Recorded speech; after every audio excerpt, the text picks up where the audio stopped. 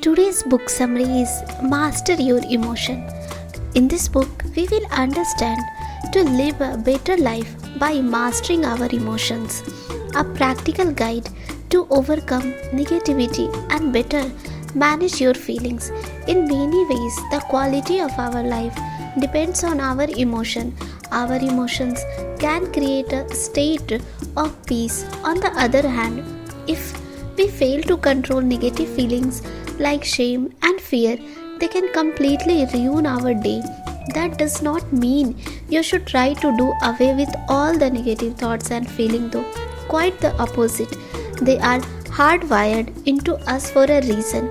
Because of the difficult and dangerous world we evolve in, our brains are programmed to feel fear and anxiety to ensure our survival. They were literally a matter of life or death.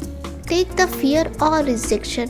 For example, it can cripple you, leading you to obsess over how you appear to others or push you to go along with unhealthy trends just because everyone else is doing.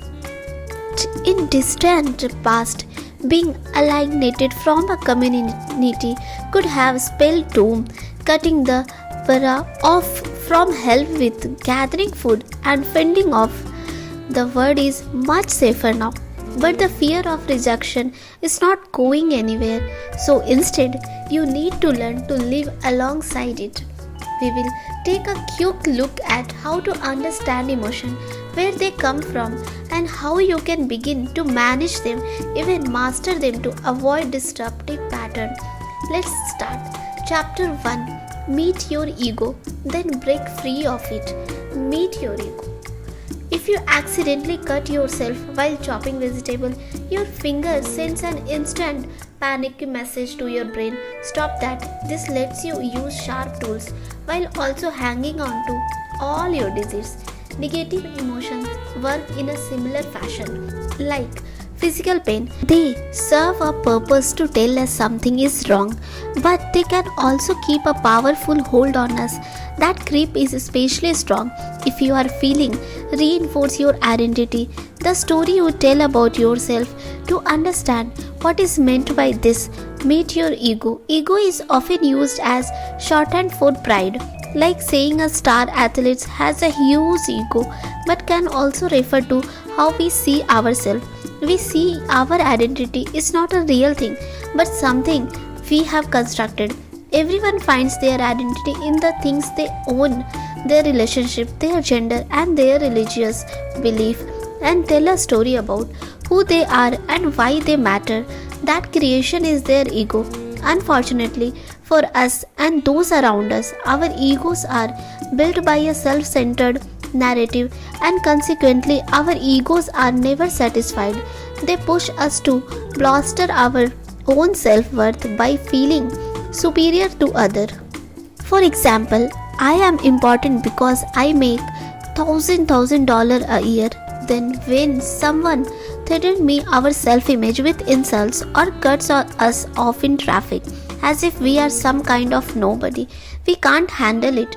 Breaking free from your servitude to that self-narrative can make you happier and help avoid stewing with resentment. The first and most powerful step is just simple: to realize what your ego is up to and that it's just a story you are creating in your head. The more you wise up to its tricks, the less power it holds over you. Let's listen now. Chapter 2. Step back from your emotion. They are not the essence of you. They are not the essence of you. I'm so angry right now. You have probably said many versions of that phrase depending on your mood.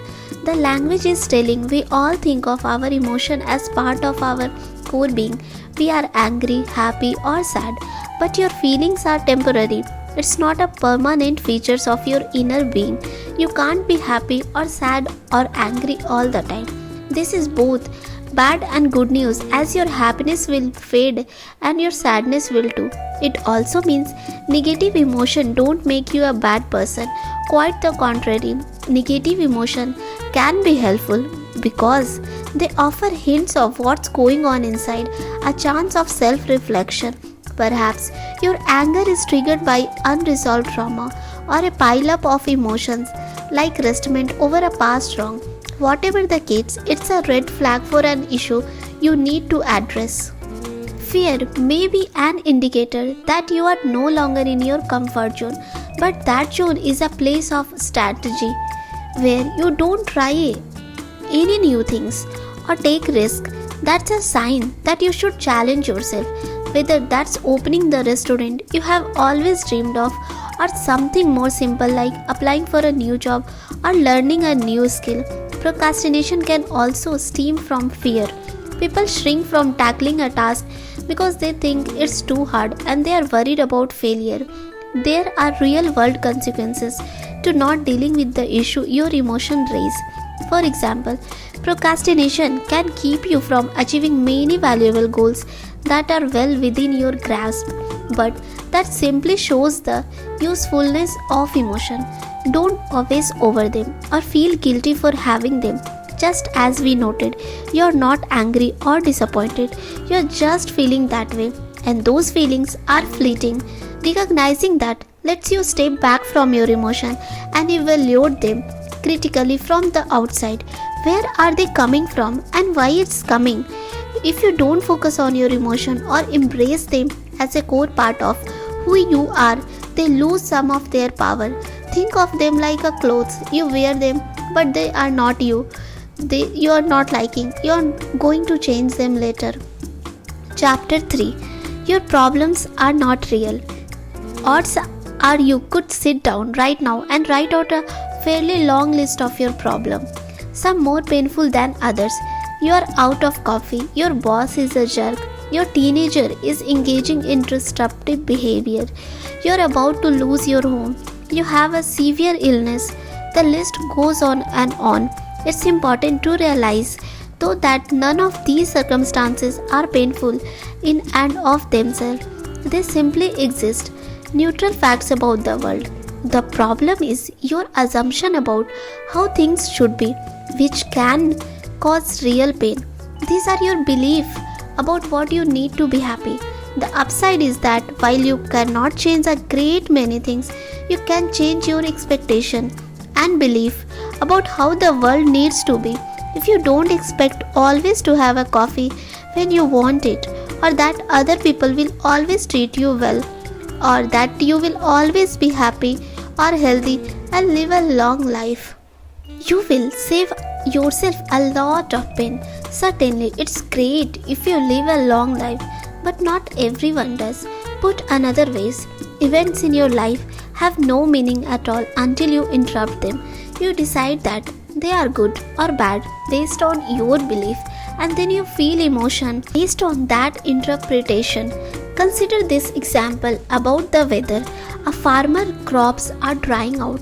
When they look out of the window and see that it's raining, they are overjoyed. At the same time, a family not far away is looking out the window is dismayed. They have been planning a picnic for a week and now those plans are ruined. Same rain, two very different interpretations and two very different sets of emotion. That does not mean you should not feel sad or happy, but you can step back from those feelings and realize that they are a product of your belief and expectation. When you worry about pain and negative emotion, you simply make them worse. This does not help and only adds to your suffering. Complaining won't change anything. Instead, try adjusting your expectation. Chapter 6. Write it out. Write it out. A sheet of blank paper and a pen may be the secret tool you have been looking for to deal with your emotion. We have already talked about stepping back from your feeling so you can think about them more clearly and ease their intensity. Sounds great, but how can you do that? One simple way is by writing them down. Why not try this exercise? Write down your emotion every day for a week. Afterward, take some time to reflect on what you have written. Start by analyzing why you are feeling that way. If you had a different outlook, if you changed your belief, would that make a difference? Perhaps there is something you could change as well, like spending less time watching news about depressing events. Also, consider how each of your emotion ended up going away. What helped you feel better? Perhaps it was focusing on something else or spending time helping another person. Once you figure out what's causing each of your emotion, another round of writing may be in order. For example, spend some time writing down what you do right and your accomplishment. Come up with 50. Even if they are just small ones, like doing the dishes or getting out of bed on time. We are often too hard on ourselves and won't acknowledge what we are doing right. So it's important to put it down on paper. You could also try collecting your achievement over time in a self-esteem jar. Write each achievement on a strip of colorful paper and put them all in clean jar. Keep that jar somewhere you can see it. For the time, your jar will fill with color, a concrete reminder that every day is filled with small trumps. Just doing the exercise won't make your problem disappear, but seeing them there on paper can actually help you get the worry about off your system. After that, change what you can and accept what you can't. Chapter 5. Condition your mind. Condition your mind. If you look up and you see a truck barreling at you, you will get a jolt of fear. You can't help that. It's triggered by your need to survive. But you can shape other emotion with your own belief and thought. The way you think is powerful in creating emotion that build on each other, positive or negative. So changing the way you think about the world can make a big difference in how you feel in your day-to-day life. Visualization is one helpful tool for this. If you picture scenario vividly, it can trick your subconscious mind, helping lead to a change in emotion. You might think of a peaceful scene or imagine yourself confidently succeeding at a task. Another way to engage the subconscious is with words. What you say and your emotion are interconnected. So stop using doubting, unconfident word and replace them with assertion. Don't say maybe, but I will confront your excuses and tell yourself the truth. Come up with positive statement about what you can and will do. When you repeat positive statement to yourself over and over, your subconscious begins to adopt that belief as well. Do this 5 minutes a day for a month or longer combined with visualization and watch the difference it makes. Of course, you can't just think your pain away, especially if you have a severe mental health issue, in which case consider seeing a specialist. But these tools can at least help you identify a positive feeling you want more, or then use this tool to get your brain used to experience that emotion.